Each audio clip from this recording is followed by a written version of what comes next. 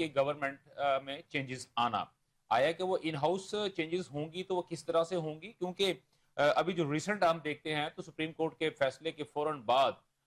جو مخصوص نشستوں کا جو کیس تھا اس پہ جو فیصلہ آیا تو اس کے بعد سے اچانک سے حکومتی جو پارٹیز ہیں، یا آپ یہ کہہ لیں کہ وہ پارٹی جو کہ قومی اسمبلی میں جنہوں نے اپنی حکومت بنائی ہوئی ہے، ان کی سیٹوں کی تعداد میں ایک دم اضافہ ہو چکا ہے۔ اور یہی صورتحال جو تھی وہ کے پی کے گورنمنٹ میں بھی رہی، اور اس کے اپنا کے پی کے اسمبلی میں بھی، سندھ اسمبلی میں بھی، پنجاب اسمبلی میں بھی، اور پاکستان بلوچستان کے علاوہ دیگر اسمبلیوں کے اندر بھی یہ ساری تمام کے تمام سچویشن جو تھے وہ ہمیں نظر آنی شروع ہو گئی۔ اور اس کا جو آفٹر فیکٹ تھا وہ یہ رہا کہ جہاں پہ پارٹیز جو تھی وہ انہوں نے اپنے آپ کو مضبوط سمجھنا شروع کر دیا، ساتھ ہی ساتھ انہوں نے دوسری جو حکومتی پارٹیز تھی ان کو جو تھا انہوں نے تھوڑا سا تھریٹ بھی کرنا شروع کر دیا۔ اب نہ جانے وہ جان بوجھ کے ان کو تھریٹ کر رہے ہیں یا حکومتی پارٹی، میں کے پی کے کی اگر بات کرتا ہوں اسپیسیفکلی، تو کیا کے پی کے گورنمنٹ جو تھی اس کو کوئی تھریٹ محسوس ہونا شروع ہو گیا؟ کیونکہ کل ہی کی اگر میں بات کرتا ہوں تو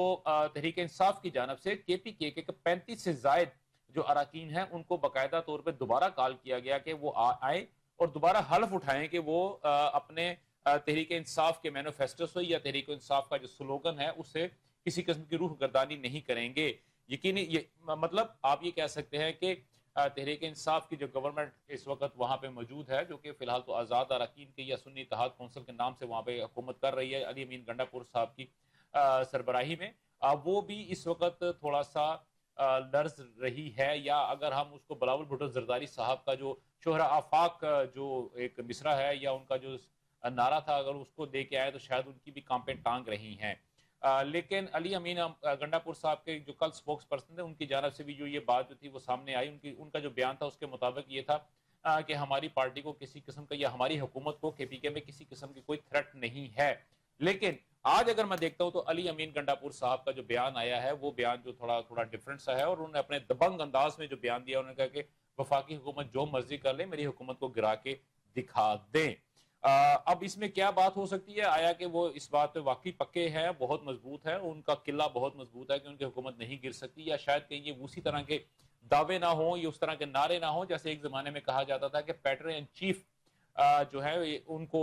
ان کے اوپر مقدمہ درج کر کے دکھاؤ، مقدمہ درج ہو گیا، اس کے بعد ان کے نعرے آنے شروع ہو گئے، اس کو گرفتار کر کے دکھاؤ، گرفتار بھی ہو گئے، اور اس کے بعد یہ نعرے بھی آنے شروع ہو گئے، اس کو جیل میں ڈال کے دکھاؤ، اور وہ جیل میں بھی چلے گئے۔ کہیں یہ نہ ہو کہ علی امین گنڈا پور صاحب کے یہ جو نعرہ ہے یہ کہیں اسی طرح کا ایک تسلسل قائم نہ کر دے جو کہ پیٹر ان چیف کے بارے میں تھا۔ دوسری جانب اگر ہم بات کرتے ہیں تو پیٹر ان چیف کی جو ہمشیرہ ہیں انہوں نے جب ملاقات ہوئی تو انہوں نے کہا کہ جی پیٹر ان چیف کو تو 22 گھنٹے جو ہے ان کو کہیں حرکت نہیں کرنے دی جا سکتی، ان کو ایک ہی جگہ پہ باندھ کے رکھا ہوا ہے جس وجہ سے وہ کافی کمزور ہو چکے ہیں۔ اور ساتھ میں انہوں نے یہ بات بھی کہی کہ محرم کے فوراً بعد جو ہم احتجاجی تحریک کو شروع کرنے والے ہیں ان چیزوں کے اوپر، کیونکہ یہ وہ چیزیں ہیں جو کہ اس جو حبس زدہ موسم جو آج کل ہے، اگرچہ کہ گرمی بہت کم ہو چکی ہے لیکن حبس کے باعث جو ہے وہ صورتحال تھوڑی دگرگوں ہے، اس پہ ہم ڈسکس کریں گے۔ اور اس پہ ڈسکس کرنے کے لیے میرے ساتھ اسٹوڈیو میں موجود ہے عامر قریشی صاحب، تحریک انصاف کے ریپریزنٹیٹو ہیں۔ اس کے علاوہ ہمیں جو ہے آڈیو لائن پہ ہمیں جوائن کریں گے آصف باجوہ صاحب جو کہ مسلم لیگ نون کو جو ہے وہ ریپریزنٹ کریں گے، سابق ایم پی اے بھی رہ چکے ہیں۔ اس کے علاوہ ہمیں آصف اقبال داؤد زئی صاحب کے پی کے سے ہمیں جوائن کریں گے، جے یو آئی کے ہے کو ریپریزنٹ کرتے ہیں اور کے پی کے گورنمنٹ کے سابق مشیر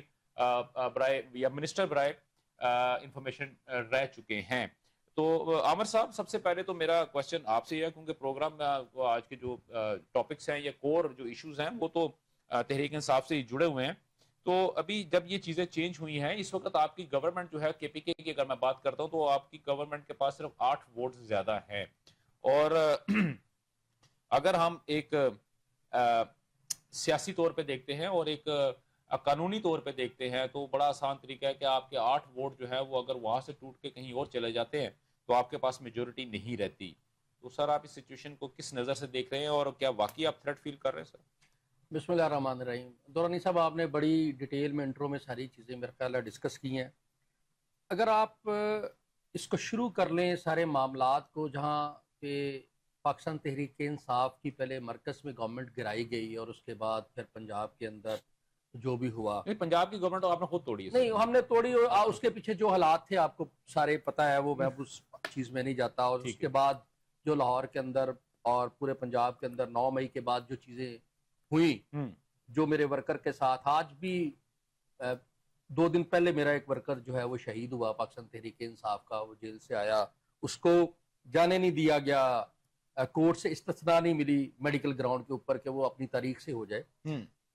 اس طرح کے حالات میں تو بہت ساری چیزیں جو ہیں وہ محسوس کی جا سکتی ہیں کہ پتہ نہیں کیا ہونے جا رہا ہے اور کیا ہوگا، لیکن اس کے ساتھ ساتھ میں آپ کو گزارش کرتا چلوں کہ بہت سارے لوگوں نے عمران خان کو، بہت سارے لوگوں نے بانی چیئرمین کو، بہت سارے لوگوں نے پاکستان تحریک انصاف کے ورکر کو مائنس کرنے کی کوشش کی، صحیح، لیکن میں سمجھتا ہوں کہ وہ اس میں کامیاب بالکل نہیں ہوئے۔ آپ دیکھیں کہ آج بھی پاکستان تحریک انصاف کا ورکر اس کے ساتھ جڑا ہوا ہے۔ آپ نے دیکھا کہ 8 فروری کا جو الیکشن ہے اس میں کیا حالات ہوئے، اس کے بعد جس طرح 17 سیٹوں کے اوپر مرکز کے اندر مسلم لیگ نون کو گورنمنٹ دے دی گئی، تو اس کے بعد تو کوئی بھی چیز، دیکھیں جب آپ کے اوپر پریشر ہوتا ہے، آپ کسی بھی کینڈیڈیٹ کی بات آپ محلب بھی لے لیتے ہیں، بہت سارے میرے دوست ہمارے ساتھ رابطے میں ہوتے ہیں جو پاکستان تحریک انصاف کے جیلوں میں گئے یا جنہوں نے اپنی حلف برداری سے وہ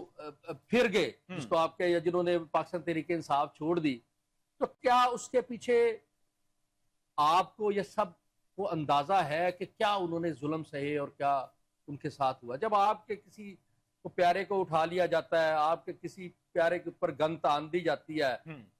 تو میرا خیال ہے کہ بہت سارے لوگ مشکل میں ہوتے ہیں۔ اور اس کے ساتھ ساتھ اگلی جو چیز ہے،